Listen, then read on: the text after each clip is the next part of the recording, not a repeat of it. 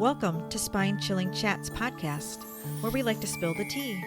If you're into the macabre and enjoy hearing about true crime, supernatural, or spooky experiences, pull up a chair, pour yourself a cup of tea, and get ready for some spine chilling chats with Manda and Ange.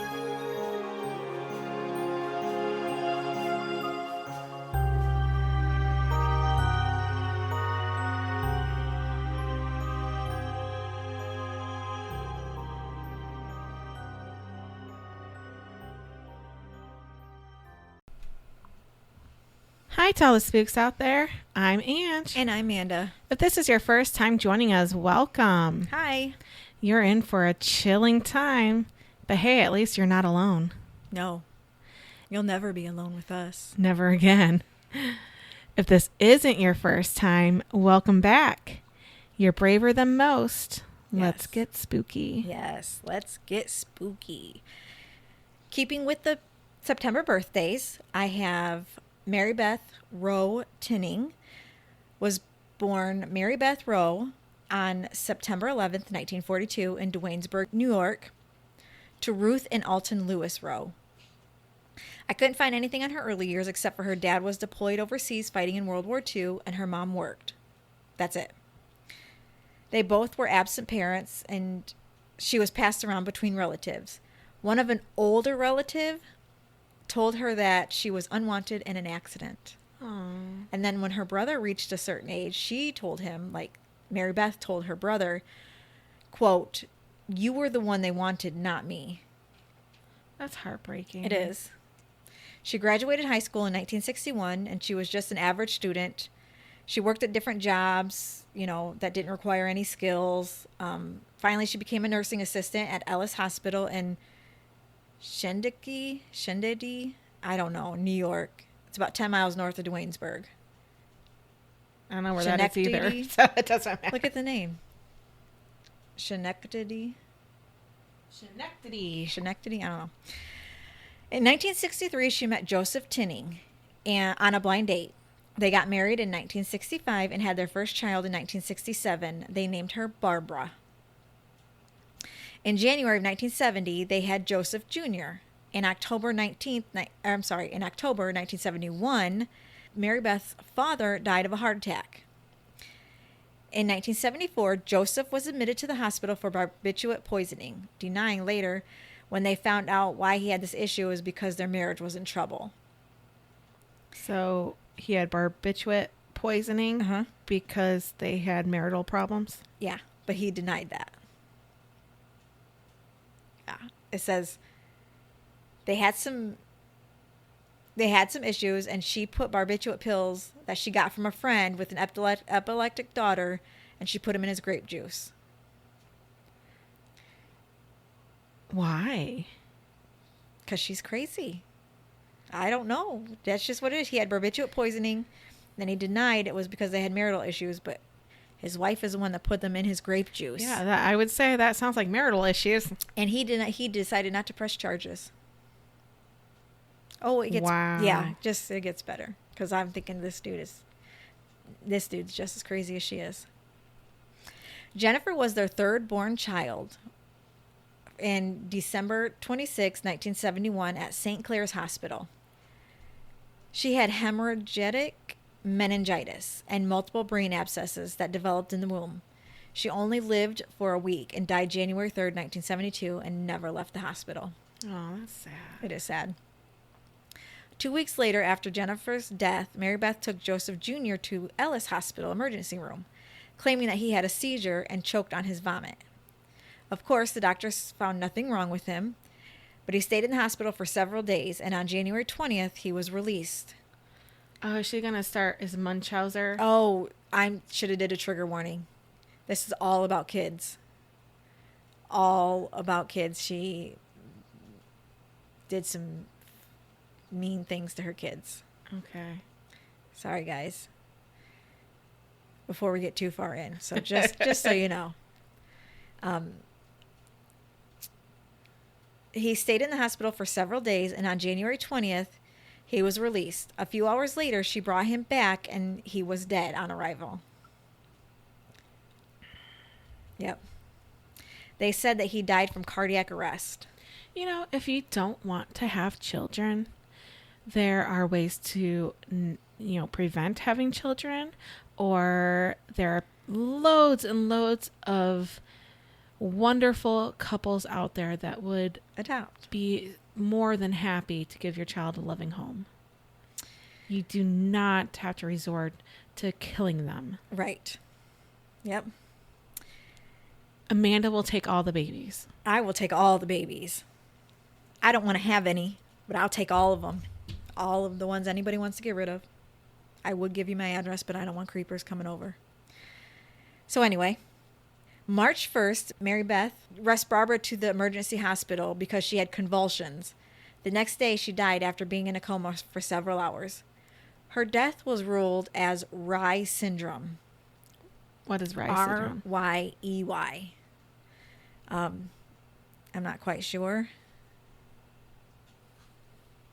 How do you go through all these and not be curious about every little thing that I meant to, but I don't know, or I meant to, and I got distracted with the baseball That's why game. it takes me so freaking long, because I got to research everything because I don't know anything. I spent how long looking up how to read addresses over in England. Right? It says Rye syndrome is rapidly worsening brain disease. Symptoms of Rye syndrome may include vomiting, personality changes, confusion, seizures, loss of consciousness. Well, liver toxicity typically occurs in the syndrome. Jaundice usually does not. Death occurs in 20 to 40% of those affected with Rye syndrome. About a third of those who survive are left with significant degree of brain damage. So what I'm thinking is they said it was Rye syndrome, but I bet you it was like shaken baby syndrome. The way this chick is going. That's just my thought. Mm-hmm. That's what the doctors said it was Rye syndrome. But I am saying if this is her second child being brought into the hospital and they say Rye syndrome and it's like a brain damage type thing, where else do you get brain damage? Shaken baby syndrome. So I'm assuming. How old is Barbara at this point? Barbara... when was Barbara born? 1967 is when Barbara was born. So it didn't give a year, but I'm assuming after 1972. She was born in 67. And her third baby is the one that died in the hospital in 1972. 2 weeks later, after Jennifer's death, is when they took Joseph Jr., and that was in January 3rd. 2 weeks after that is when... She's like 5 or 6. That's not going to be shaken baby syndrome, though. No, but it still could be some kind of abuse. Some sort of head trauma. So the baby died January 3rd. Jennifer did. And they said on January 20th is when Joseph was released, but then went back and died. And then on March 1st is when Barbara went to the hospital. So, yeah, she was 67, so 72. Yeah. In November 22nd, 1973, Marybeth gave birth to her fourth child, Timothy. On December 10th, he was brought back into the hospital. They told him that she told them that she found his body in his crib. Oh, he died. Okay, how is she still being allowed to have her children? After one death, okay, I can understand. After 2 deaths? Like, something's not right? After 3 deaths? Mm-hmm. You're still going to let her take a 4th child home? Like, what the fuck is going on, hospital? Well, it was in the 70s, which still, everything was sex, loves, and rock and roll and drugs and crazy. Found his body in his crib. They said it was Sid's. On March 1975, their 5th child, Nathan, was born. And in the fall, he died in a car that she was not in. So he was left in the car and he died. Their 5th child. And in August of 1978, they adopted a newborn named Michael. Who is allowing this woman to have children? She had, what was that, 5 children? This is her sixth. But that one was adopted. So all these children are having issues and dying, yet they let her adopt a child. That's ridiculous. Yeah. Then on October 29th, she gave birth to her sixth child, Mary Frances. And in January of 1979, she rushed Mary Frances to the emergency room, which was right across from their apartment, saying she had a seizure. They revived her, reporting aborted SIDS. About a month later, Marybeth was back at the hospital, and she was in full cardiac arrest. So they thought she had SIDS, and then they did a thing saying it was aborted SIDS, which means they revived her and kept her alive. And then she was back a month later in cardiac arrest. She was revived then too, but had brain damage that was irreversible. 2 days later, she died after being taken off life support. So that was 6, 7. Jennifer was the third, and then Barbara was the fourth. Nathan was the fifth. Mary Frances was the sixth. The adopted one was 7. Okay. Their eighth child, Jonathan, was born in the fall of 1979. He died on March 1980. He was kept on life support for 4 weeks in Albany. It doesn't say anything else. Tammy Lynn was born on August 27th, 1985, and she died on December 20th from asphyxia. That same day that they were visited, by the Schenectady Social Services and Bob Imfield from the police department about Tammy Lynn's death. The deaths were determined as natural or SIDS. 6 autopsies took place after Tammy Lynn's death, but it didn't show any signs of abuse. Prior to Tammy's death, they had no suspicion found in the deaths of her other children. Quote, "There were so many of us on it, I guess." That was from Dr. Robert Sullivan, the county's chief medical examiner. "If anyone is negligent, I suppose I am. Yeah. I probably should have said there must be more to it than this, but we all think and don't do." I'd say somebody was negligent. Yeah. Yep. Marybeth and Joseph were taken to the police department and questioned separately about Tammy Lynn's death. During the interrogation, Marybeth signed a document confessing that she did murder Tammy Lynn. Timothy and Nathan... She did murder Tammy Lynn, Timothy, and Nathan. She was charged with Tammy's murder. She claimed her confession was made under duress and that the police threatened her and that she kept asking for a lawyer and they denied it. I don't see how they would deny her a lawyer. Like, they would totally get fired and whatever. The lead forensic pathologist, Dr. Michael M. Baden, he was a member of the New York State Police, determined Tammy's death was a result of smothering. After charging Marybeth, they considered the death of the 8 other children to be suspicious. She made her $100,000 bail and was released from custody until her trial. The trial began in Schenectady County Court on June 22nd, 1987. Dr. Bradley Ford was Tammy Lynn's pediatrician, and he testified on behalf of the prosecution, saying that Marybeth dismissed his suggestions due to her previous children's deaths. She should install a specialized alarm device enabling the monitoring of the baby's breathing and heart rate, which is kind of like the Owlette. That's what we had for Aurora. Yeah. So they suggested that all her other babies should have had something like that because they all died in their cribs or whatever. Like, you know, whatever. 2 more prosecution witnesses, Dr. Marie Valdez de Pena of the SIDS Foundation and County Medical Examiner Thomas Oram, testified they had concluded that Tammy Lynn was smothered to death with a soft object. The trial lasted 6 weeks and the jury deliberated for 23 days.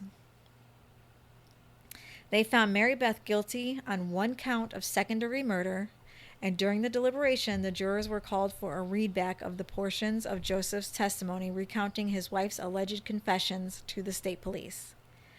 And his testimony claimed that he had a 5-minute conversation with his wife after the questioning, and she told him, I killed Tammy. I killed Tammy.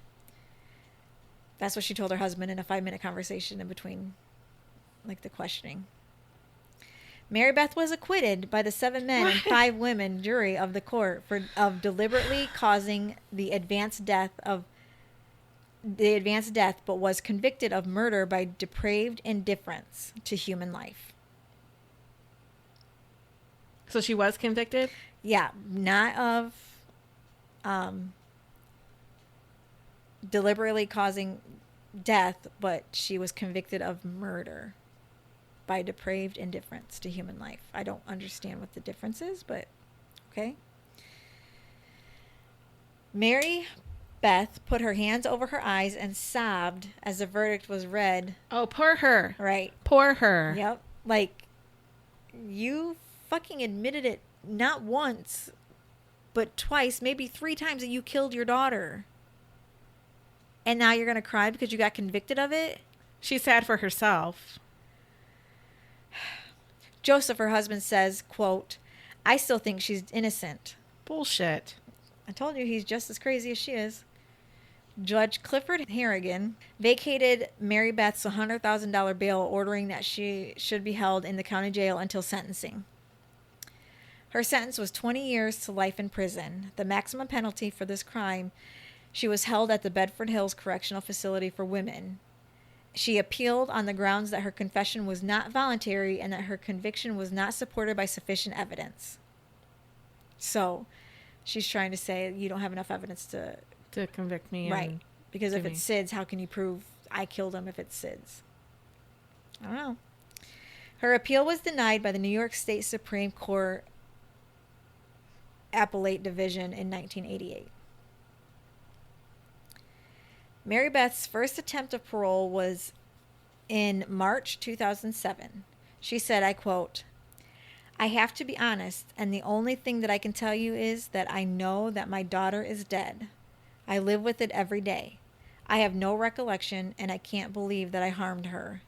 I can't say any more than that, end quote. Bullshit. Yeah. She doesn't remember. Oh, that's irritating.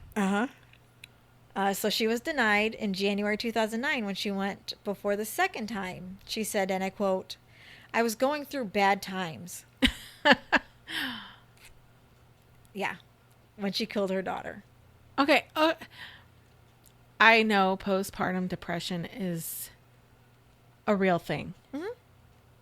But that does not excuse killing 6, 7 children. 8 children. Fuck. Yeah. Like. Yeah, because you're going through a bad time. Okay. Reach out and get some resources. And I don't kill people. Like, I don't understand.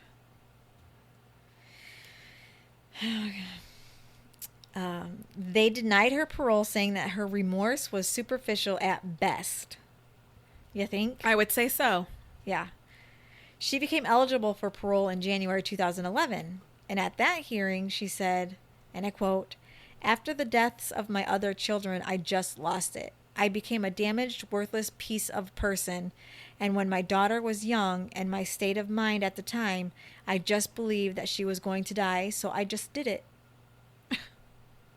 So you thought your kid was going to die because your other kids died. So you just killed her. To get it done and over with? Right. Right. This was... It says this was supported, but that's not right. This was unsupported by George University Law Center and the people she worked with in prison. They described her as the most loving, most generous, caring person I've ever met. She was denied due to lack of remorse at her next parole boarding in 2013. When they questioned her about Tammy Lynn's murder, she said, and I quote, it's just, I can't remember. I mean, I know I did it, but I can't tell you why. There's no reason. End quote. The parole board said, this was an innocent, vulnerable victim who was entrusted into your care as her mother, and you viciously violated that trust, causing a senseless loss to this young life. The board also said, discretionary release would also deprecate the severity of the crime as to undermine respect for the law as you placed your own interests above those of society's youth. Her next chance at parole was in 2015 in February. They denied her again, saying that she continued to demonstrate no understanding or remorse for taking her child's life. She was denied a sixth time in January 2017. So 6 times she's been denied parole. Good. I hope they continue to. Mary was 76 when she was released on parole. What?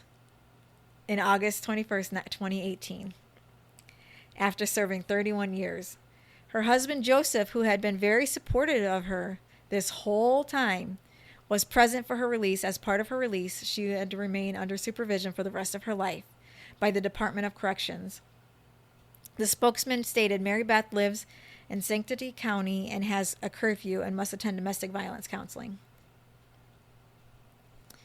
So her husband stood by her this whole time saying that she was innocent and he doesn't believe she did it, and he stayed with her through the whole time she was in prison and was with her when she got out. And she killed these babies. And attempted to kill him. Yeah, and attempted to kill him.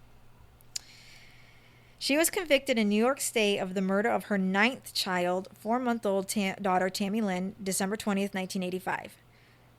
She's suspected to be similarly involved in previous deaths of her 8 other children, which took place. The causes of death for the first 8 kids were thought to be genetic, even when the 6th child, Michael, who was adopted and had not been blood related, died in 1981. They failed to open an investigation. Yeah, they failed these children. Eventually, the prosecutors had enough evidence saying that the death from asphyxia by suffocation to charge Marybeth of Tammy Lynn's death in 1987. She was convicted of murder and sentenced to 20 years to life in prison. She's filing appeals, arguing that her confession was and is insufficient and had insufficient evidence to convict her. It's unclear if Marybeth was ever diagnosed with Munchausen syndrome by proxy, but they believe that her pattern behaviors are perfect with the description of the Diagnostic and Statistical Manual of Mental Disorders, 5th edition, development and course selection. Quote, in individuals with recurrent episodes of falsification of signs and symptoms of illness and or induction of injury, this pattern of successive deception contact with medical personnel, including hospitalizations, may become lifelong. End quote. She was incarcerated at Taconic Correctional Facility in Bedford Hills, New York. She was denied for all 6 times, and the 7th time of her hearing in July 2018, she was released, and on August 21st of that year. Man. Mm-hmm. That's it. Jeesh. So, like, she had all these babies, and she kept having babies, and then she just kept killing all of them. Like, how sick do you have to be? And they don't think that she had Munchausen syndrome, but... Well, no, because she just killed them, and she didn't... Take them to the hospital. Yeah, she didn't draw it out. Yeah. Yeah. Yep. So, man. It's insane. Like, they even adopted a kid, and she killed him. I don't get it. But that's all I got. It was a short one. Mine are always short, but you know, it's short. So I wonder what she's been up to since then. I know, because that was 2018 she got. Yeah. And it doesn't say anything. Like, just laying low till Joe dies. Eventually. Let's see. All 9 of her children died. 8 of them under suspicion circumstances, because that one died in the hospital with the illness. And yeah, it doesn't say what she's up to today, but she's out. And she's old, so she's old. Hopefully she's got arthritis and she hurts every day of her life. Oh, that's sad. It is. I hate it when children are killed for no reason. For no reason. At all. Like they're babies. What did they do? You know what I mean? They existed, and that's sad. That's it. That's all. Yeah. If you don't want your children, don't have them. See, and this one says, the story of Marybeth Tinning and her 9 deceased children is one of the worst cases of Munchausen syndrome by proxy in the history of the disorder. Oh, so they're... So now they are saying it is? Yeah. So, yeah. That's it. She is out on... Not even on parole, I don't think. She's just released. She has to be under... She's supervised. Yeah, she's on ankle monitor tether thing for the rest of her life and has to do anger management classes, which I get the anger management, but she wasn't angry. No. She just was hateful and didn't want her children and wanted the attention, I guess. So, you know, like, you can't be angry if you have Munchausen syndrome. That's not coming from any medical person. That's just my own opinion and thought. You know what I mean? Like, how can you be angry if you have Munchausen syndrome? You're not angry. You just want attention. Yeah, it's an attention thing. Yeah. So, yeah, that's it. Marybeth Rowe Tinning, the baby killer. That's not her name. That's what I'm giving her. The baby killer. And horrible, horrible lady. She's a piece of shit. Hopefully she hears this. Yeah. Marybeth, if you're listening, I would have taken all your babies. I mean, I wasn't old enough, but I wasn't even born. But I would have. Somebody would have. And that's the sad thing. Somebody would have gladly taken them and given them a nice, full, happy life. Yep. Okay. So, well, find us on Facebook, Instagram, TikTok, YouTube. All the sites. All the social medias that we are not very good at. Leave us a comment. Yes, people, we want to hear from you guys. Like, share. We want people to tell us something that we're doing good or we're doing bad, or if anything we need to change or keep up the good work. Anything. Like, we can take criticism. We want to make this pleasant for you and me. Say it nicely, though, because some of us are sensitive. And just sensitive. I'm just like, I'll cry. I want everybody to like me. But we want to make this, good for you guys as well as for us, because we enjoy doing this. Yeah. And we hope you guys enjoy listening to us. Yeah. Check us out on our website, www.spine-chillingchatspodcast.com. There you can read our bios, see pictures, buy our merchandise. Yeah, we have a link to our shop there. We have an email form on there too. If you want to send us a spooky story or an alien abduction or a UFO sighting, or if you think you had sex with fairies, just anything. We want to hear your stories. Anything you want to share, anything you want us to we know want to hear or it. Cover.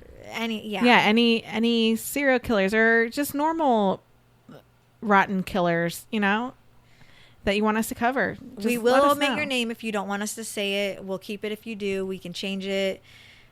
You tell us what you want us to do. Did you tell them you told them our website, our email? Our email is spinechillingchatspodcast@gmail.com. And there is no hyphen in Spine Chilling for our email, just for our website. Yep. So email us some stories, guys. We want to hear from you. Yep.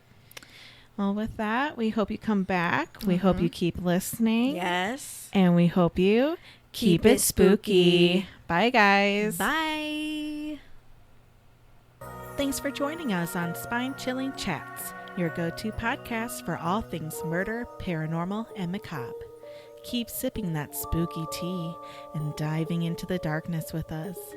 If our tales have sent chills down your spine, don't forget to hit subscribe and share with your fellow lovers of the haunting and horrific. See you next time.